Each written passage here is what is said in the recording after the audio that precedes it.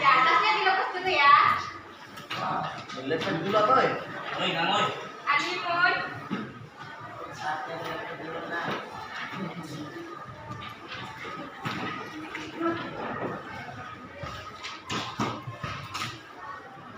Ya, sebelum kita memulai mata pelajaran pada pagi hari ini, mari kita sama-sama berdoa menurut keyakinan dan kepercayaan kita masing-masing.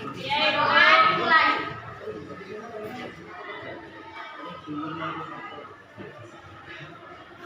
Berdoa selesai.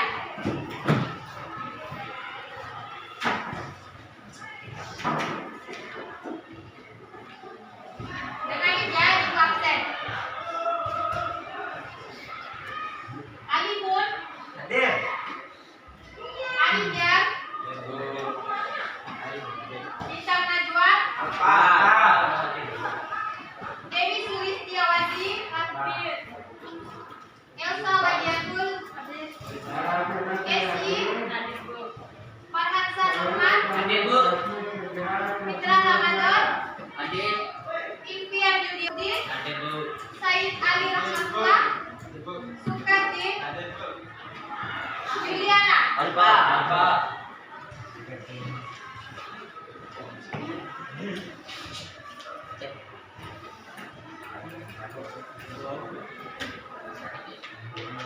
Ya, kita akan membahas terkait dengan bab 1, yaitu yang berjudul harmonisasi hak dan kewajiban asasi manusia dalam perspektif Pancasila.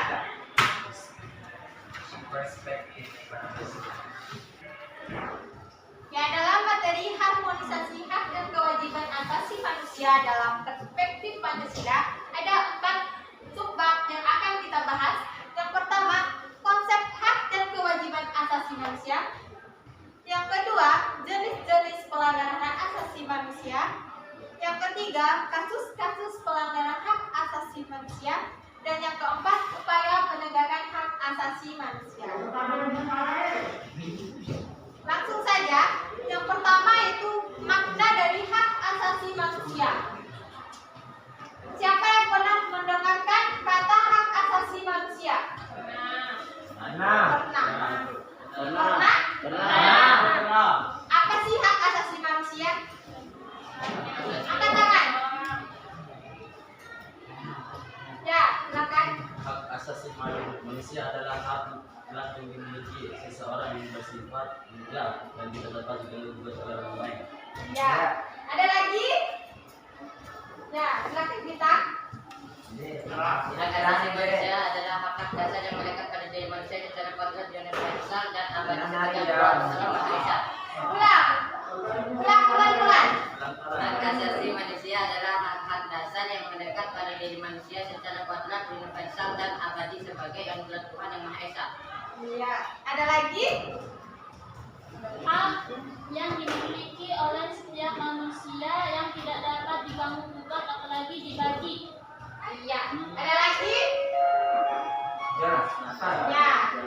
Dari pengertiannya benar semua ya apa yang sudah dijawab sama teman-teman tadi, bahwa hak asasi manusia adalah hak yang melekat pada diri seseorang yang tidak dapat diganggu, dicabut, dan dibagi.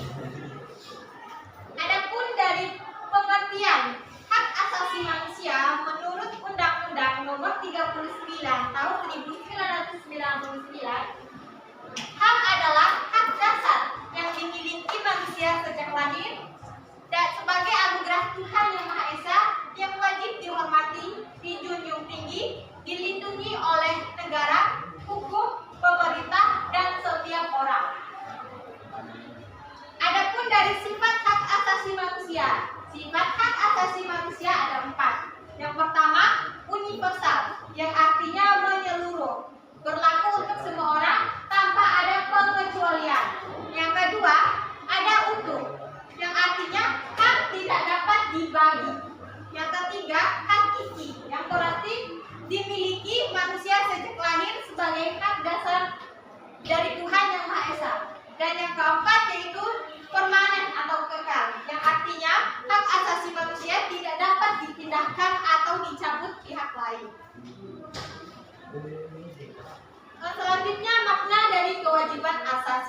manusia. Apa sih kewajiban asasi manusia? Ada yang tahu? Angkat tangan. Kewajiban. Ya. Yang wajib dilakukan oleh orang. Ya. Ya, ada lagi? Kewajiban. Kewajiban asasi manusia.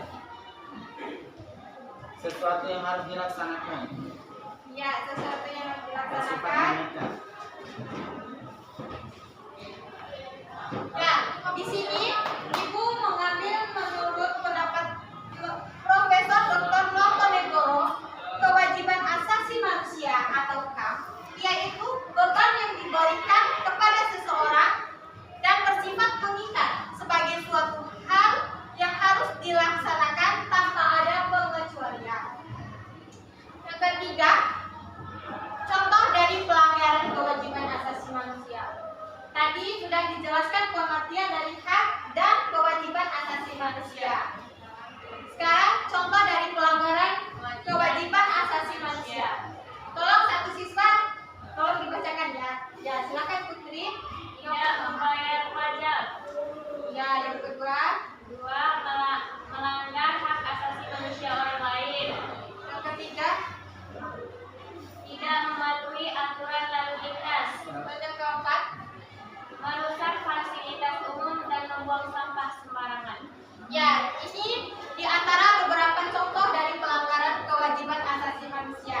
Dan masih banyak contoh pelanggaran kewajiban asasi manusia. Tapi Ibu hanya mengambil beberapa contohnya saja ya. Ya.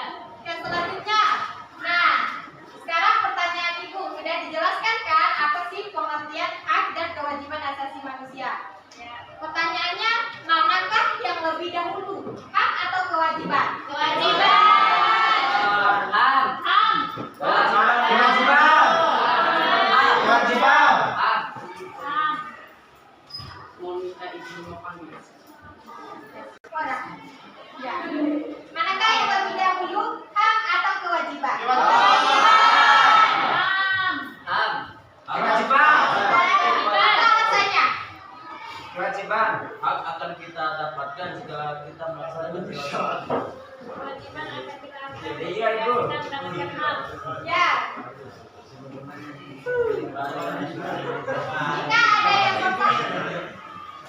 Jika ada yang bertanya, manakah yang lebih dahulu? Hak atau kewajiban? Kewajiban. Jawabannya adalah kewajiban. Ya, kewajiban. Karena karena hak akan kita dapatkan apabila sudah kita melaksanakan kewajiban. Ya. Ya.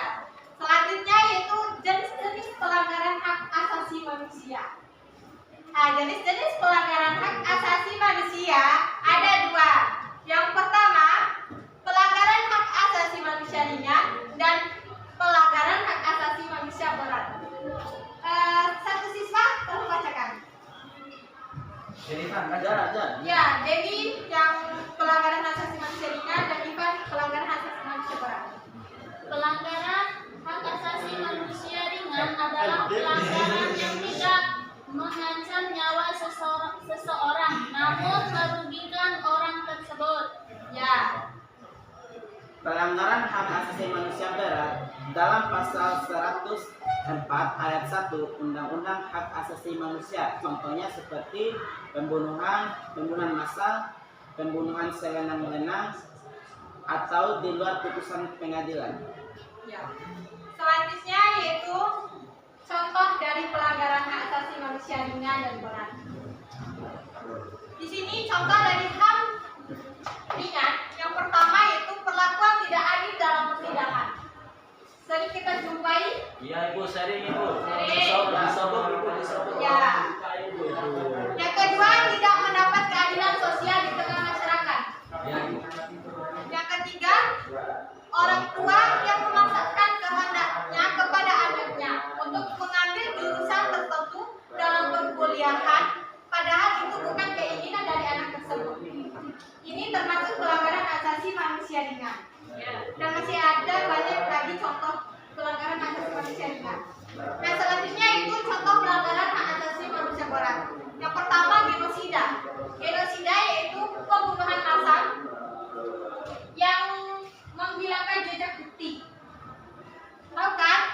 Yang Pembunuhan massal. ya, pembunuhan dilakukan terhadap orang. Ya. Yang kedua, kejahatan terhadap kemanusiaan. Apa? Penganiayaan. Penganiayaan. Penganiayaan, Kemudian pembulian, apalagi? Teror. Meneror orang. Ya, meneror. Penjarahan. Ya. Ya. Ya itulah ya contoh dari pelanggaran hak asasi manusia ringan dan berat. Selanjutnya yaitu upaya penegakan hak asasi manusia. Nah, tentunya dalam upaya penegakan hak asasi manusia, yang pertama itu dilakukan upaya pemerintah. Bagaimana upaya pemerintah dalam menegakkan hak asasi manusia? Yang pertama yaitu pembentukan Komisi Nasional Hak Asasi Manusia atau Komnas HAM. Yang kedua, pembentukan instrumen hak asasi manusia. Yang ketiga, pembentukan pengadilan hak asasi manusia. Yang kedua, upaya dari penanganan kasus pelanggaran hak asasi manusia. Yang pertama, ada upaya pencegahan pelanggaran hak asasi manusia. Upaya dari pencegahan pelanggaran hak asasi manusia ini ada beberapa ya. Yang pertama itu menegakkan supremasi hukum dan demokrasi. Yang kedua, meningkatkan kualitas pelayanan publik untuk mencegah terjadinya berbagai konflik. Yang ketiga, meningkatkan pengawasan dari masyarakat dan lembaga-lembaga politik. Yang keempat, meningkatkan penyebarluasan prinsip-prinsip hak asasi manusia kepada masyarakat melalui pendidikan formal. Contohnya seperti itu penyebarluasan prinsip-prinsip hak ini melalui masyarakat melalui pendidikan formal seperti melakukan sosialisasi di lingkungan sekitar ya. Nah, selanjutnya yaitu meningkatkan kerjasama yang harmonis antar kelompok atau golongan dalam masyarakat agar mampu saling menghormati dan menghargai. Nah, tentunya untuk membangun kerjasama yang harmonis antar kelompok tentunya akan mampu saling memahami dan menghormati agar bagaimana sih upaya dari penanganan kasus pelanggaran hak asasi manusia ini berjalan dengan lancar. Selanjutnya yaitu ada membangun harmonisasi hak dan kewajiban asasi manusia. Tentunya dalam upaya penanganan kasus pelanggaran hak asasi manusia ringan, hak dan kewajiban asasi manusia merupakan dua hal yang tidak dapat dipisahkan satu sama lain. Dikarenakan seseorang tidak akan dapat menikmati hak yang dimilikinya sebelum memenuhi apa yang menjadi kewajibannya. Sudah mengerti semua? Ada yang ingin bertanya?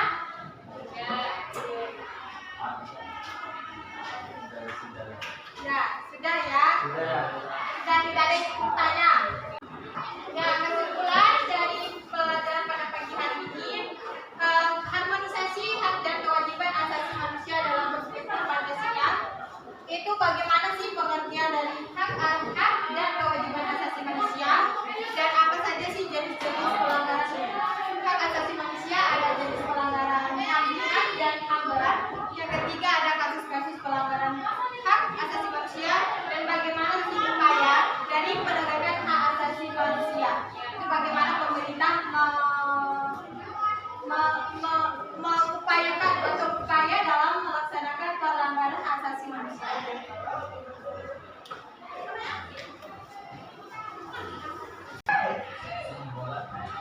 Sekian dari mata pelajaran pada pagi hari ini. Silakan baiknya mari kita sama-sama membaca Alhamdulillah.